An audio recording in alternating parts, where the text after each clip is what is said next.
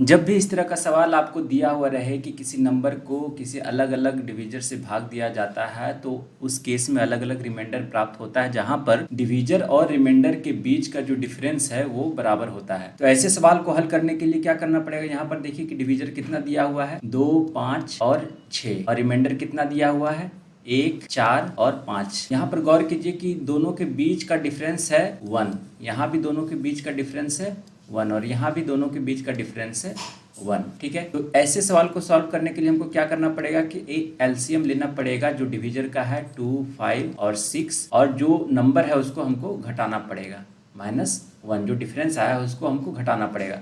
तो एलसीएम जो है कितना हो जाएगा 6 पंचे 30 है ना, 30 के 30 -1। हमको पूछा जा रहा है कि मिनिमम 3 डिजिट नंबर होना चाहिए, यानी कि इसी फॉर्मेट यानी कि 30 के का फॉर्मेट होना चाहिए और उसमें हम -1 घटा देंगे। तो यहाँ पर k इक्वल टू रखेंगे वैल्यू 1, 2, 3, 4। चेक करेंगे 30 गुना 30 ये 29 हमारा 2 डिजिट नंबर मिल रहा है, ये नहीं होगा। 30 दूनी 60 -1 61, ये भी नहीं होगा। 30 3 90 -1 89, ये भी नहीं होगा। 30 चौका 120 -1 119। तो ये हमारा minimum digit number 3 digit number हो जाएगा, यही हमारा आंसर हो जाएगा।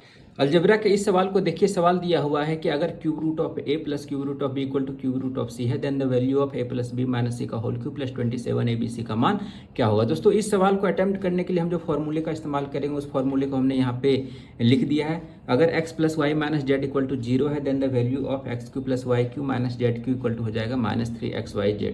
तो इस सवाल को हल करने के लिए हमको सिंपली करना क्या है कि इसको हम x मान लेते हैं क्यूब रूट ऑफ y को, क्यूब रूट ऑफ b को y मान लेते हैं और क्यूब रूट ऑफ c को हम z मान लेते हैं। जब इसको हम रीअरेंज करेंगे तो हमारे पास बन जाएगा x plus y minus z equal to 0। दोस्तों तो x cube plus y cube minus z cube कितना हो जाएगा -3xyz। तो -3xyz कितना हो जाएगा 3 इंटू एक्स कितना है क्यू रूट ऑफ है, cube root of b, cube root of c, ये तीनों हमारा आपस में मल्टीप्लाई हो जाएगा ए बी सी।